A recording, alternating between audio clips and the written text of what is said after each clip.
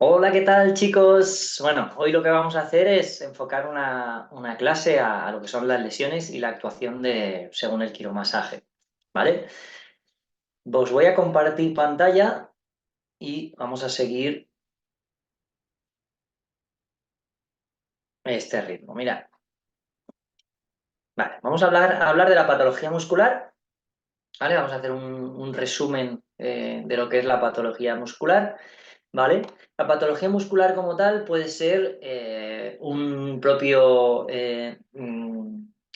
tensión del tejido, de las fibras, puede ser agotamiento, puede ser material de desecho por fatiga muscular, puede ser contracción mantenida involuntaria, es decir, lo que es una contractura, puede ser una distensión, puede ser una rotura de algunas fibras, de varias, de un grupo o de todas las fibras, es decir, todo el cuerpo muscular, ¿vale? Entonces, dentro de ellas vamos a hablar de cada una, ¿vale? Teniendo claro una cosa, los mecanismos de lesión, ¿vale? ¿Cuáles son los mecanismos de lesión de toda lesión muscular? Pues siempre son el frío. Cuando hablamos del frío no hablamos solamente del clima, aunque también ya sabemos que el frío hace que el tejido esté más rígido, con lo cual peor preparado para la actividad, para unas funciones óptimas del mismo. No solo el frío ambiental, sino también el hecho de que la musculatura no esté caliente para que el tejido esté flexible, ¿vale? Fatiga muscular, si el músculo ya está agotado, pues será mucho más fácil que se lesione. Cualquier lesión, sobre todo aquellas por distensión y por distensión, tirón, pedrada, rotura de fibras o rotura muscular, tienen que llevar antes un mecanismo de frío o tienen que llevar un mecanismo de fatiga muscular. Tiene que venir ya el músculo fatigado, el músculo agotado para que llegue a ese mecanismo de lesión, ¿vale? O un músculo que no esté preparado para ese tipo de actividad, ¿vale? Para ese tipo de contracción. O descompensaciones musculares o descompensaciones en la postura que hagan que ese músculo esté trabajando más de lo que sería fisiológico para él, ¿vale? Al final conlleva lo mismo, a un músculo no acondicionado para eso, un músculo que al final acaba por fatigarse, eh, como suele pasar en la lumbalgia, y descompensaciones que crean unos mecanismos para los que el cuerpo pues, le cuesta adaptarse. ¿Vale? También mecanismos de lesión por una contracción excesiva, por una contracción muy rápida, muy fuerte, muy potente por encima de la fisiología que soporta esta musculación, esta musculatura, por un golpe directo mientras está el músculo en contracción, es decir, el músculo está acortado y un golpe directo, un trauma directo, facilita el mecanismo de lesión, o un corte directamente que le crea una incisión en el músculo, ¿vale? De la que nos vamos a centrar es sobre todo la rotura, la diferencia entre ellas y la contractura, la contracción mantenida involuntaria, ¿vale? La distensión o elongación es cuando el músculo se estira más de la cuenta y las fibras quedan elongadas, quedan separadas, pero no hay rotura del tejido, ¿vale? No hay derrame, no hay tejido, con lo cual, en este caso, no debería haber hematoma, ¿vale? El dolor se produce de forma espontánea, de forma directa, en un momento preciso, con lo cual es fácil de adivinar en la anamnesis que se ha producido esa lesión. Le preguntaremos, nos explicará el mecanismo de lesión y tenemos que ser fácil de detectarlo por el tipo de dolor, de aparecer el dolor, ¿vale? Cuando ya se ha producido, duele en el lugar localizado de la distensión, sobre todo en las fibras de alrededor, ¿vale? Duele cuando contraemos el músculo y cuando estiramos esas fibras, ¿vale? Lógicamente, cuando hay una distensión, los músculos de alrededor, las fibras, mejor dicho, de alrededor de estas fibras que han sido distendidas, estas fibras de alrededor se van a contracturar para proteger para que no haya para que no llegue a la rotura o para que no haya una distensión de las fibras de alrededor. Con lo cual, nosotros a la palpación incluso podemos notar una tipo contractura, tipo una bola, eh, pero lo difícil en este caso, lo único es no confundir la contractura con la distensión. Y eso nos lo va a decir el mecanismo de lesión, el momento de la lesión, ¿vale? Una contractura siempre es una evolución, ¿vale? Y una distensión va a ser un mecanismo directo, un mecanismo que aparece en una reacción en la que el paciente sabe el momento en el que se ha producido y por lo que se ha producido o lo que estaba haciendo en ese momento, ¿vale? Con lo cual, para no confundirla, ¿vale? El tratamiento, el enfoque terapéutico que le vamos a dar en este caso a través del masaje, bueno, primero aconsejar a corto plazo un reposo de esas fibras ante la sospecha de distensión. Para confirmar que hay una distensión, se debería hacer una ecografía, ¿vale? Eh, Aconsejarle también el protocolo médico, normalmente lo que hace es aconsejarle antiinflamatorios, ¿vale? Para el dolor, AINES, antiinflamatorios no esteroideos. Y desde el primer momento es importante que llegue bien, que haya un buen aporte sanguíneo a la zona, con lo cual sería bueno ya desde el primer momento realizar eh, masajes para asegurarnos que llega bien la sangre a la zona, es decir, la musculatura, los grupos musculares de alrededor, no directamente en este. Y a partir del segundo, tercer, cuarto día ya realizaremos masaje en la zona, pero solamente drenante para ayudar a la circulación de esa zona y la absorción de los desechos producidos, ¿vale? A partir de la semana o así ya se puede realizar masaje con normalidad, es decir, que ya se puede empezar de menos a más a realizar masaje para deshacer las contracturas que hay alrededor, ¿vale? En 15 días debería de estar, por muy grande que haya sido la distensión, en unos 15 días debería de estar totalmente cicatrizado, o sea que a los 15 días no debería haber ningún pero para realizar masaje para restablecer el tejido, ¿vale?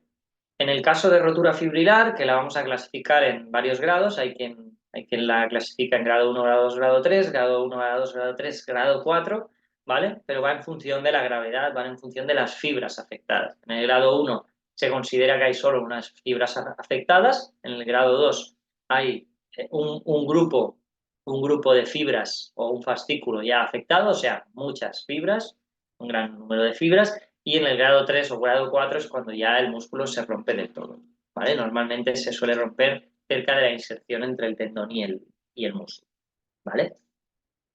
Aquí, como pasa en la distensión, pues hay un mecanismo directo, hay un momento en el que se produce y hay un dolor invalidante ya en el primer momento, ¿vale? Ya el paciente lo describe como una pedrada, como si le pegaran un tiro en ese momento, o como un disparo o algo así, ¿vale? Ha notado un chasquido, ha notado un clic y ha habido la rotura con su proceso inflamatorio, con su derrame, con su hematoma. Según la gravedad y lo superficial que sean las fibras musculares de esa zona, pues va a hacer que enseguida aparezca hematoma, que enseguida se ponga rojo, incluso se perciba un poquito de hinchazón, ¿vale? Y el dolor, pues aparece un dolor invalidante para hacer la contracción y para hacer el estiramiento, al igual que la distensión, pero mucho más, ¿vale? En este caso, si la rotura es muy grande, podemos notar hasta una hendidura, hasta un huequito como un agujero en el cuerpo muscular, ¿vale? Y alrededor, como pasa en el caso de la distensión, pues va a haber una protección muscular. Aquí lo que hay que hacer es sobre todo respetar los plazos de lesión y aunque notemos rigidez, notemos el músculo tenso de alrededor, ante la sospecha ya os digo, en la anamnesis deberíamos de ver por el mecanismo de lesión, el momento de lesión, de aparición de dolor, deberíamos de sospechar de este tipo de lesión y en este caso no realizaremos masaje para deshacer esa tensión muscular o contractura que aparece como reacción, como protección de las fibras de alrededor, ¿vale?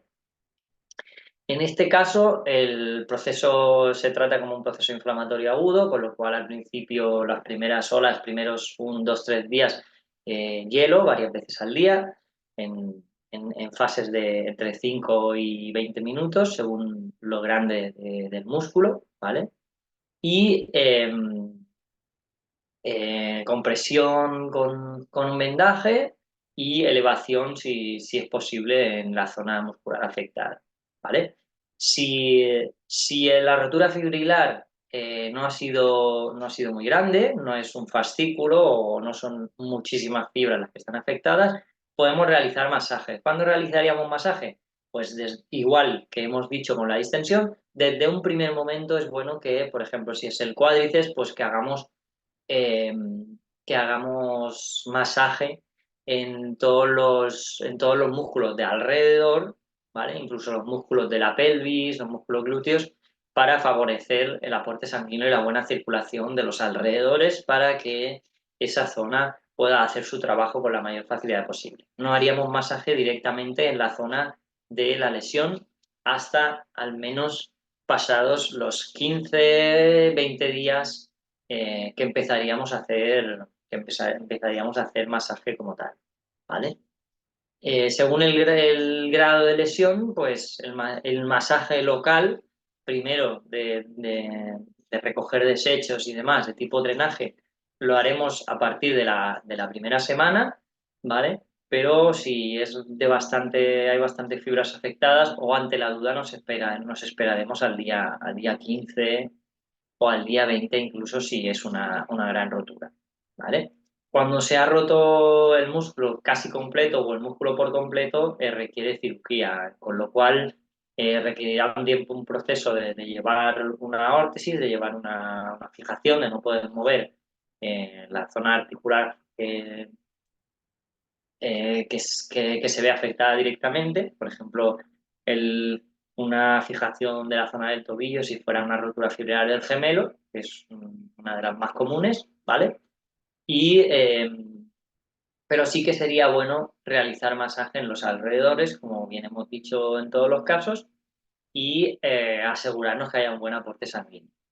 Eh, Realizar ya desde los primeros días, desde esa primera semana, movimientos pasivos en la zona, pues no debería haber ningún problema en la zona, menos todo lo que requiera estiramiento o contracción de esas fibras, ¿vale? Pero todo el resto sería bueno que realice unas movilizaciones pasivas o incluso activas, ¿vale? La contracción muscular de recuperación está indicada en estos casos a partir de los 15 días, 15-20 días o a partir de que ya no hay dolor local, ¿vale? Si el dolor aparece en algún otro lado, ¿vale? Aparece a distancia pues sería una contracción mantenida, tipo contractura de mecanismo compensatorio, por lo cual esa contractura sí deberíamos de enfocarla a nivel terapéutico con el masaje, ¿vale? Si se produce un tratamiento quirúrgico, pues después de la cirugía ya se podría realizar desde un primer momento, ya se podría realizar masajes tipo drenaje, tipo superficiales, masajes en los alrededores, no directamente en ese músculo, y a partir de los 15, entre 15 y 20 días, pues ya masaje ahí en la zona, ¿vale? En el caso de un calambre o rampa, pues como sabéis, es un proceso multifactorial. En este caso se incluye pues una fatiga. Esa fatiga muscular conlleva o una mala preparación del músculo, que conlleva también a fatiga. Y lo que hace el músculo es, cuando pierde pues, esos electrolitos que tiene el músculo para hacer la conexión nerviosa, pues realiza una contracción, ¿vale? Una contracción rápida e involuntaria del músculo como método de defensa del organismo. Entonces, en ese caso, no hay lesión, pero ya nos está avisando, hey, que hay una fatiga aquí o que hay falta de electrolitos o que el músculo no está bien preparado y requiere hacer un masaje, requiere hacer una buena hidratación y asegurarnos de tener un aporte nutricional adecuado para ese músculo. Por lo cual, cualquiera entre un calambre, entre una rampa o una contracción rápida e involuntaria de este caso, pues en un primer momento hay que estirarlo, relajarlo el músculo y en cuanto se pueda, pues realizar masaje para que haya un buen aporte nutricional y una buena circulación en la zona. ¿Vale? Sobre todo recordar que si alguien tiene pues calambres, como este jugador, por ejemplo, en medio del partido, no solo le hacen el estiramiento y luego a reposo, sino que requerirá eh, masaje para tener una buena hidratación de ese tejido. ¿Vale? La contractura muscular, famosa contractura muscular, ¿vale? Aquí cada vez hay más estudios que indican que la contractura o contracción involuntaria duradera, ¿vale? Y reversible, que aparece con dolor, es un mecanismo compensatorio o de defensa o de protección del cuerpo, ¿vale? Entonces, ¿qué pasa con esto? Pues que cuando hay un músculo, como hemos indicado antes, fatigado, pues puede ser que realice un músculo como método de defensa una contracción muscular mantenida, es decir, una contractura o una rigidez muscular de un grupo muscular para proteger esas fibras para que no haya más daño, ¿vale? Si se mantiene el reposo necesario, debería de restablecerse directamente, si es una protección, pero si el problema, la causa o origen del problema continúa, ya sea por una inflamación, por una fatiga, por una tensión, por un movimiento, una deficiencia en una articulación, en una zona articular, sobre todo se da en la zona dorsal y en la zona cervical, ¿vale? Si no hay una buena movilidad de las zonas articulares, pues el músculo se va a contraer como método de defensa para proteger que esa zona no se mueva. Entonces vamos a encontrar una contractura muscular, el tejido contracturado o la típica pelota. En las zonas más comunes de aparición son en las zonas de punto gatillo, o trigger point, y ante todo masaje o masaje descontracturante, como es el caso, ¿vale? Deberíamos de realizar el masaje, pero siempre ante la vuelta a la aparición del síntoma, del dolor y del mismo tipo de contractura tras haberle realizado el masaje correspondiente, deberíamos de preguntarnos o investigar los músculos de alrededor o el tejido que hay circundante, tanto articular como nervioso, como facial, como visceral, otras relaciones que pudieran hacernos pensar que ese músculo lo que está haciendo es compensar o la postura o compensar una disfunción articular, visceral, nerviosa o de cualquier otra índole. ¿Vale? Es decir, no tiene sentido, como encontramos en clínica habitualmente, el quiromasajista que realiza el masaje descontracturante específico para una contractura o dos o tres que encuentra en el cuerpo y le hace las maniobras correspondientes cuando acaba el masaje, esas contracturas compruebas que se han relajado, que el músculo se ha distendido, pero en una segunda sesión o tercera sesión volvemos a ver que esos músculos otra vez están contracturados, con lo cual ya el cuerpo está hablando, con lo cual nos está diciendo que esas contracturas no son el problema, no es el origen del problema, sino que es o una mala postura o una mala compensación o hay otro músculo que está tirando de o hay una rigidez articular o hay un problema articular, un problema de movilidad articular, una inflamación o un proceso nervioso, visceral o emocional que está produciendo esa tensión. Y deberíamos entonces derivar o enfocarnos con las herramientas que tengamos para ver de dónde viene ese problema, ¿vale? Haciéndoselo saber a el paciente o cliente, ¿vale?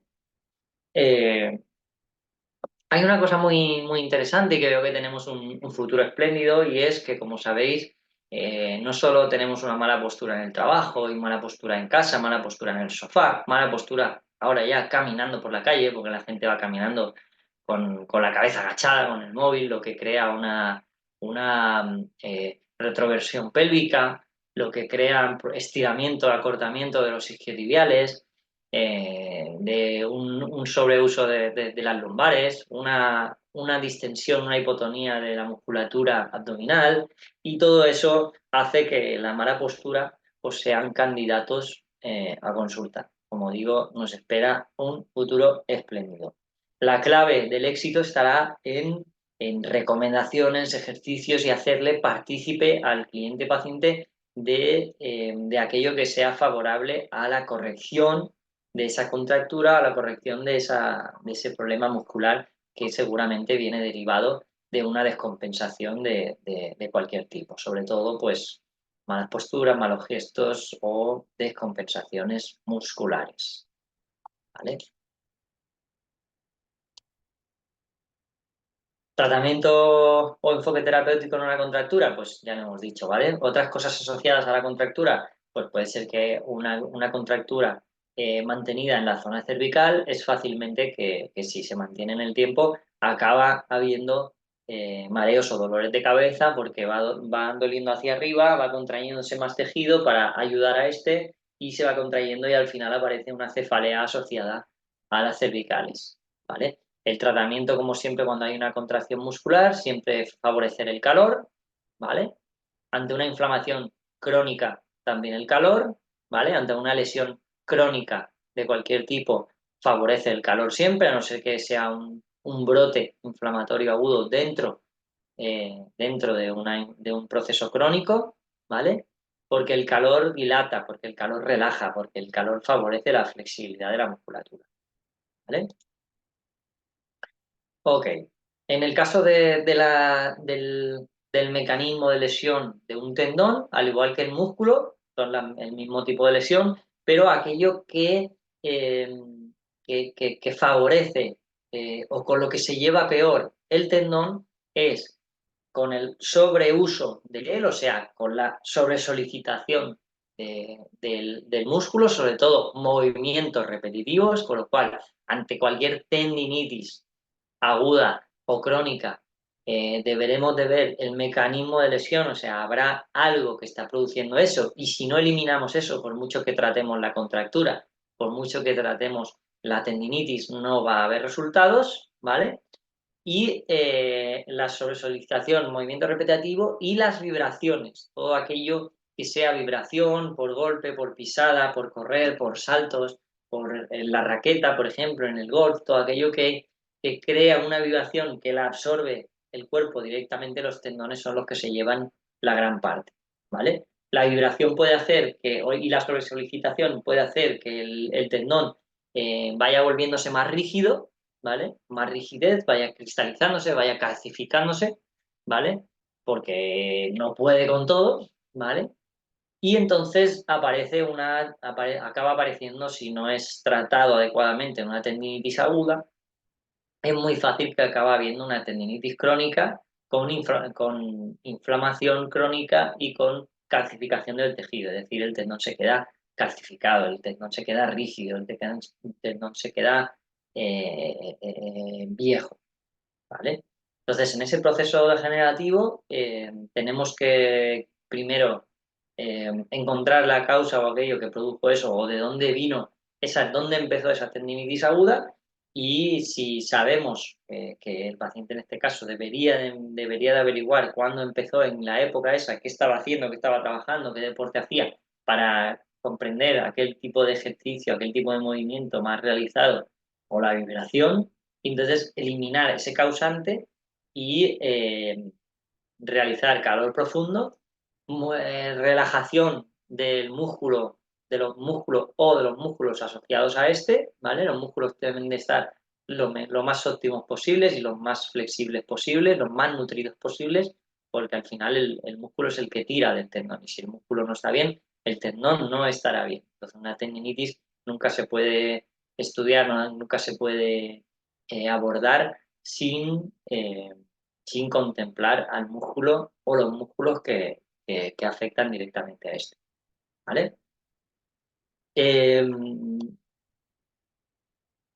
Hay zonas como en el hombro que es difícil, la dificultad está en en esa tendinitis qué tendón es, ¿no? Aquí vemos, por ejemplo, cómo hay varios tendones en una misma zona y lo que debemos es realizar pruebas de contracción muscular de cada uno de los músculos para ver qué tendón es el que se está afectando, para hacer el CIDIAS correspondiente, aplicar el calor profundo a la zona y realizar el masaje para flexibilizar y para una buena nutrición de esos músculos. En este caso, ante la duda, ¿vale? Ante el equívoco, pues realizaríamos calor profundo en esta zona que vemos en la imagen, en toda esta zona, y realizaríamos masaje e inhibición y flexibilización y estiramientos y contracciones suaves, ¿vale?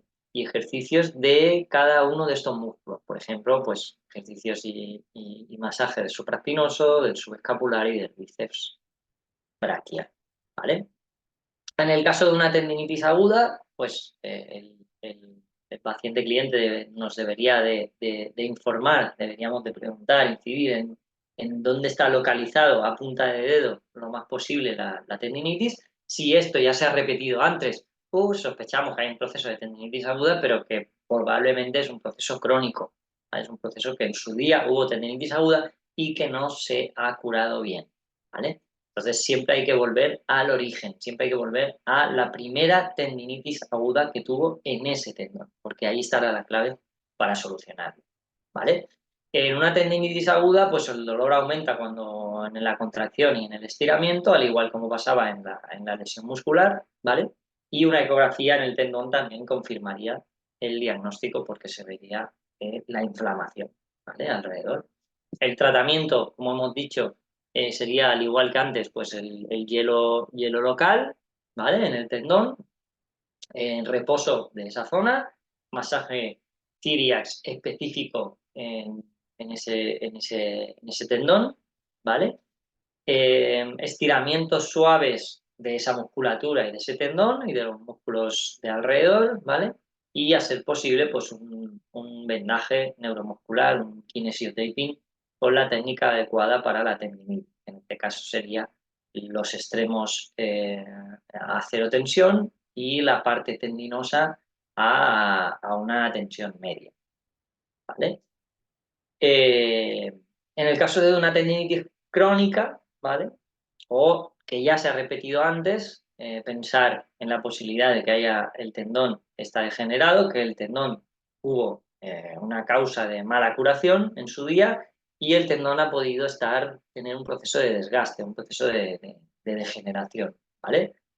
En este caso, el dolor es de menos intensidad que el anterior, que sí que aparece dolor porque hay una inflamación aguda, pero en el caso de la tendinitis crónica el dolor es constante, el dolor es cuando realizo movimiento y se acompaña sobre todo de rigidez, de limitación, de incluso chasquidos, ¿vale?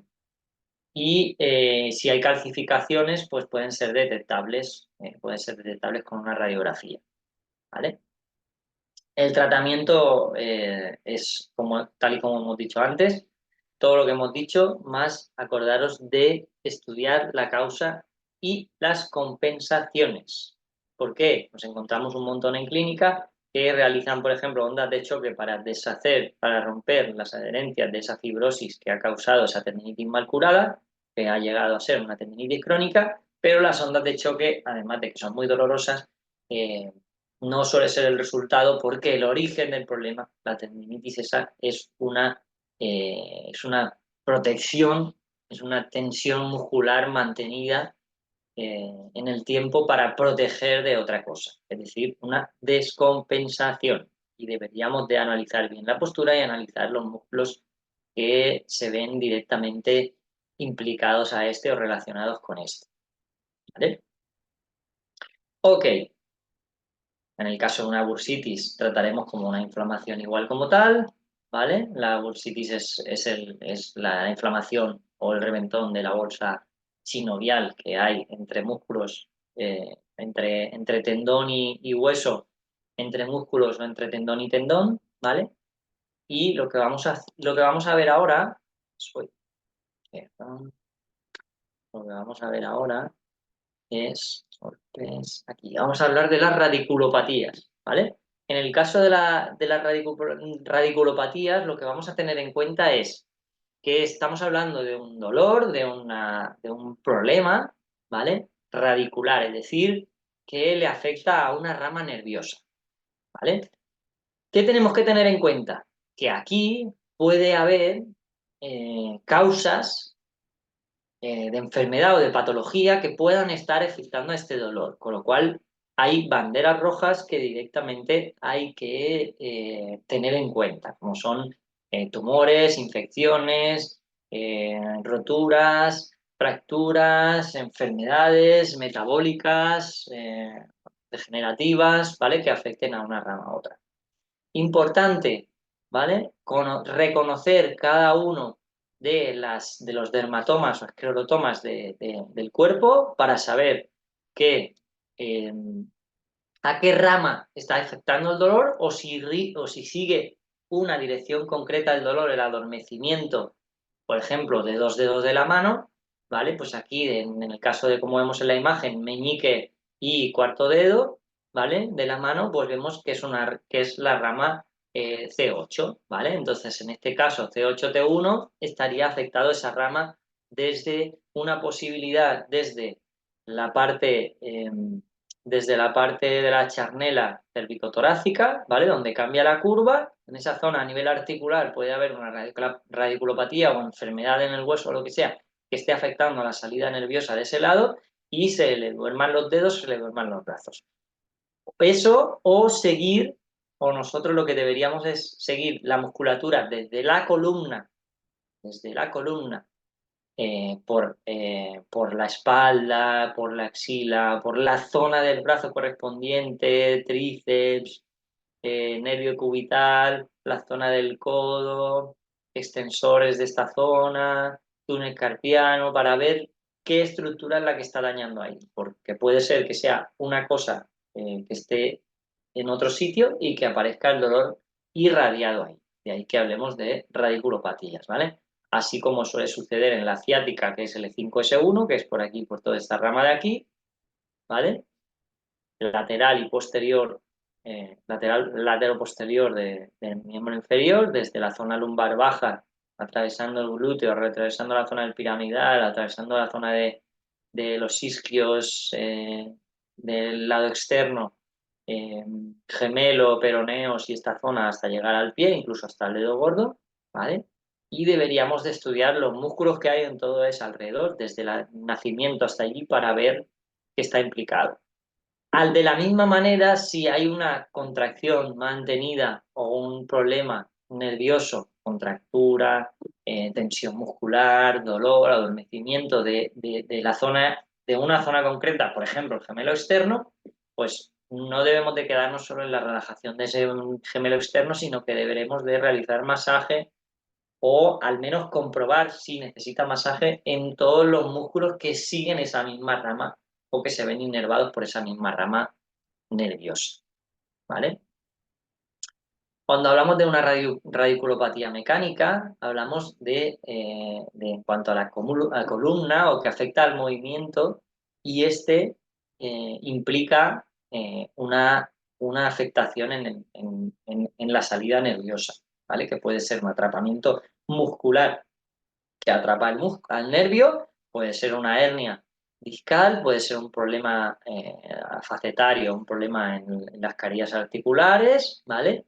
Y esto puede estar afectando a la zona, pues en este caso, cervical, dorsal o lumbar, eh, y a toda la rama radicular que le tenga repercusión, ¿vale?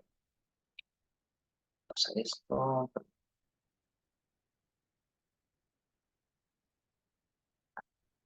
Vale.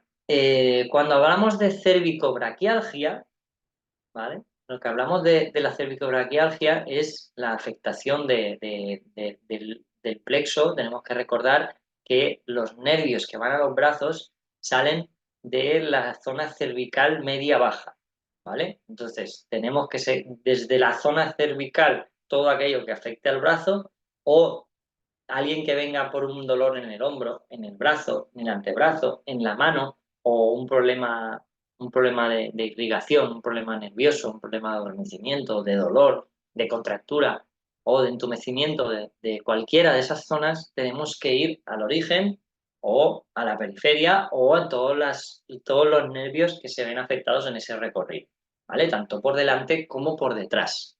¿Vale? Entonces, estudiar los dermatomas como hemos visto antes y ver qué músculos pasan por ahí o se ven irrigados por esa zona. En este caso, todos los que van al brazo salen de las cervicales medias y bajas. Con lo cual, un problema, por ejemplo, en la musculatura del trapecio o en la musculatura del esplenio o en la musculatura del elevador de la escápula pueda estar afectando a un dolor de hombro o pueda doler el antebrazo o puede haber adormecimiento en la mano. Con lo cual, eh, debemos estudiar cómo están cada uno de sus músculos. Y ante la duda, pues realizar masaje en todos los músculos para asegurarnos que haya un buen trabajo. Ante la duda, pues siempre, si no hay resultados con el masaje, siempre derivar, sobre todo, pues al osteópata de entrada para ver si hay un problema articular, un problema vascular o nervioso que está afectando en esa cosa, en esa zona.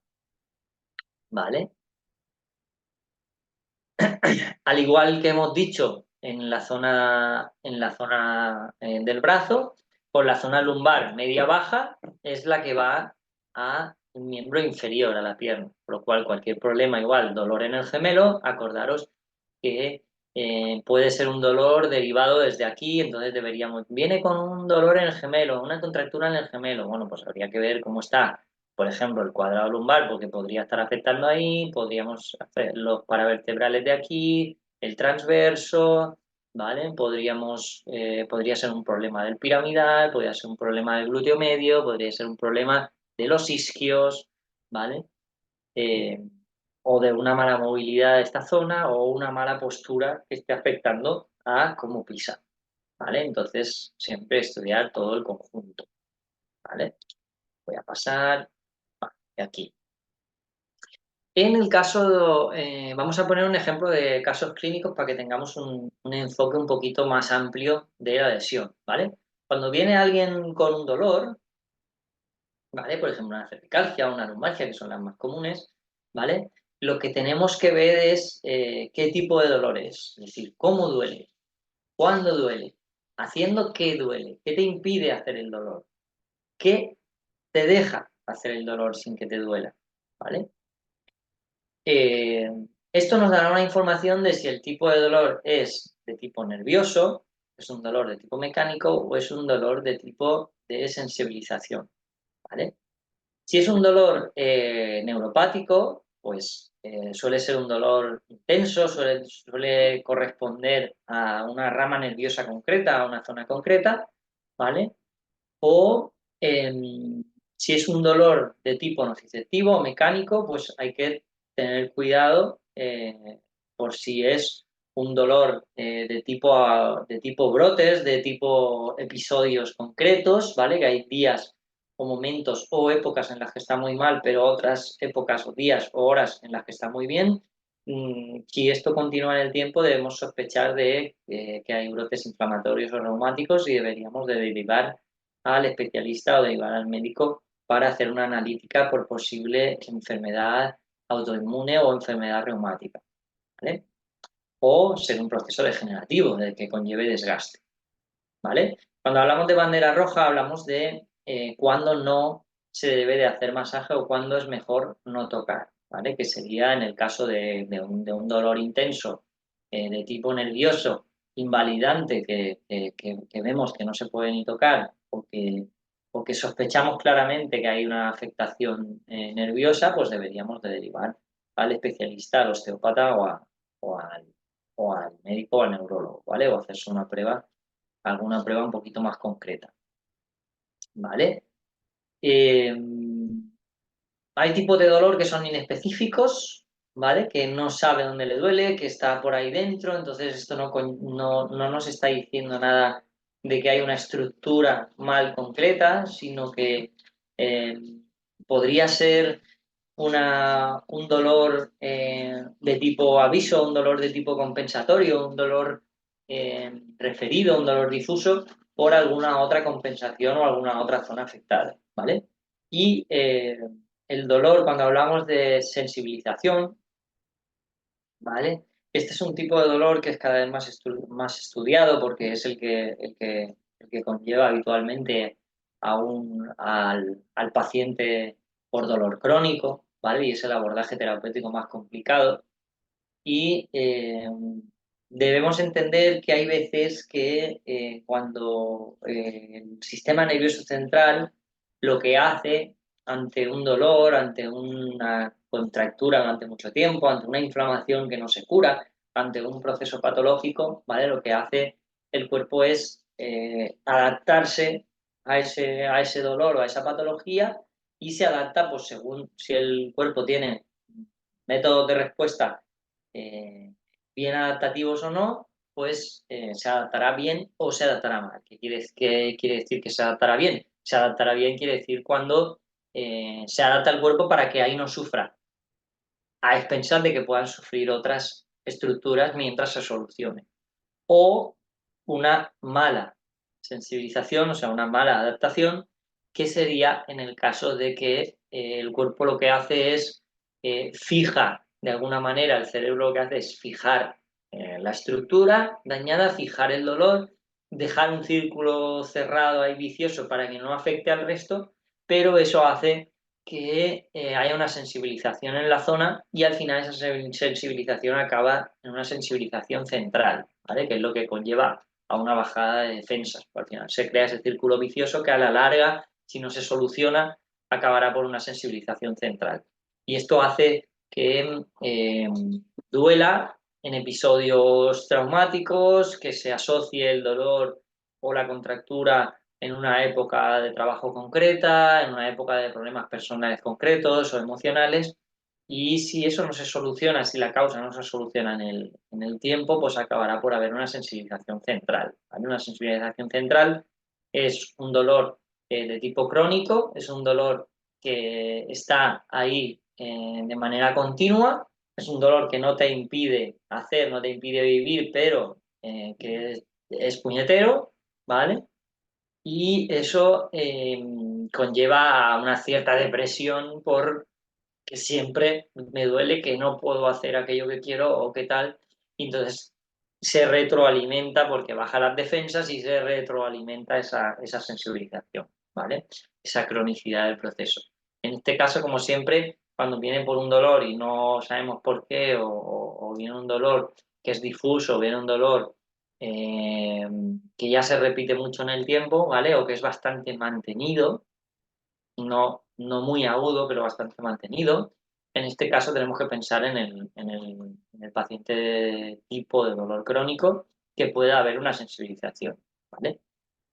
Incluso hay casos en los que se soluciona, este ejemplo se ve claro cuando se soluciona el problema, se quita la contractura, se restablece la función de esa estructura, ya sea nerviosa, articular, inflamación, lo que sea, y ese dolor igualmente persiste, ¿vale? Cuando ese dolor persiste, pues hay dos opciones.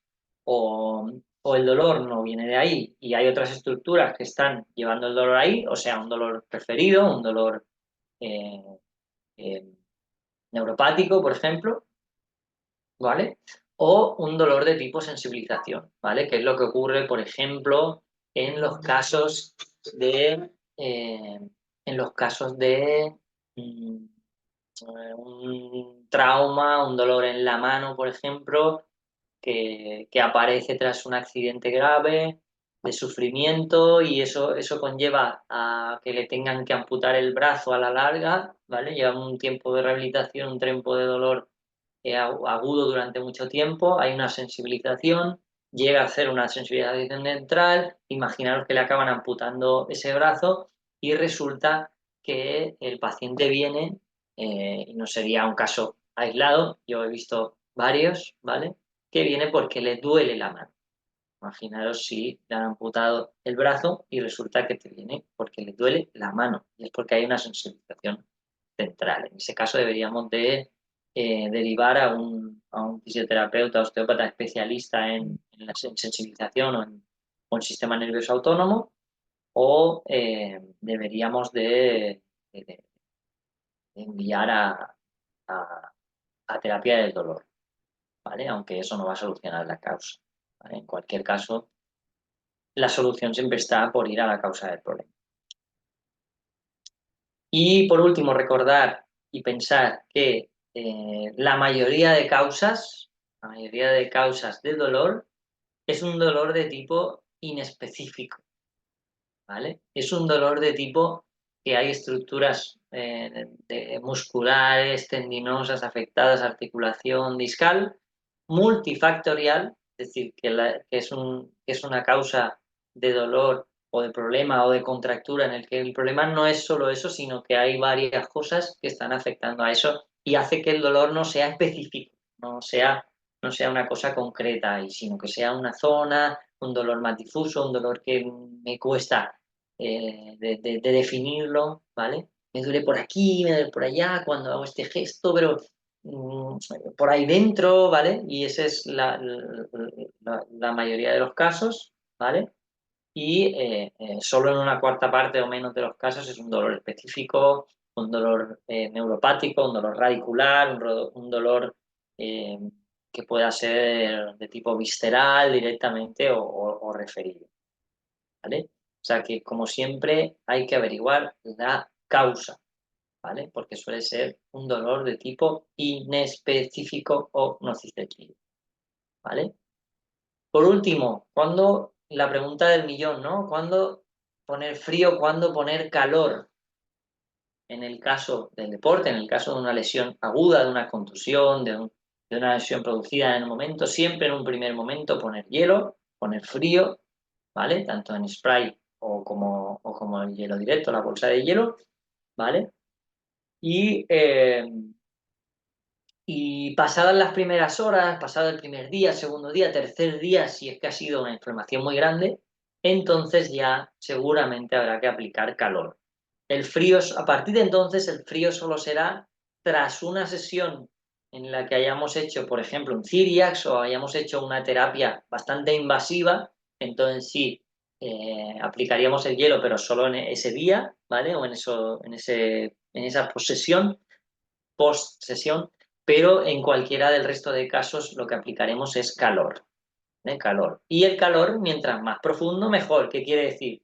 Que la lamparita de infrarrojos es un calor superficial, lo que calienta es la piel. Y entonces después de la piel atraviesa los tejidos y si son unas fibras afectadas musculares que están en un plano muy profundo, va a llegar del calor que le estamos aplicando, de los vatios que le estamos llegando, va a llegar un porcentaje muy pequeño de calor a esa zona, con lo cual por eso funciona muy bien realizar el masaje con sumarle al masaje técnicas con cremas de calor para poder profundizar más el calor adentro o incluso hacer el masaje a la vez que usamos el infrarrojo o usar ultrasonidos o mejor todavía si podemos usar radiofrecuencia o diatermia a la vez que realizamos el masaje, ¿vale? No solo el calor profundo, sino combinar el masaje con la diatermia. Eso sería pues un poco la terapia mejor para los casos crónicos en los que requiera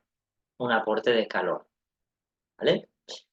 Ok, chicos, pues espero que os aporte un poquito de claridad, que os aporte experiencia, que os aporte lo máximo posible para vuestros próximos pacientes y espero que nos veamos pronto. De aquí de mi parte, Sergi, y de parte del equipo de Scenat, os deseamos un feliz día. Gracias.